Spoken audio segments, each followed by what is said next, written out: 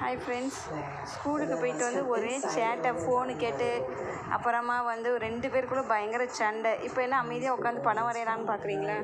நான் தான் என்ன செஞ்சேன், சரி சும்மா தானே இருக்கீங்க, ஒரு 30 ரூபா கொடுத்தேன். ஒரு ஸ்கெட்சு பேனை வாங்கி ஆளுக்கு ஒரு ஸ்கெட்சு வாங்கி, இதோ இது இவங்களோட ஸ்கெட்சு வச்சு அழகாக படம் வரைஞ்சிக்கிட்டு இருக்காங்க. ஜெல்லு மணி வரைஞ்சதை காட்டு.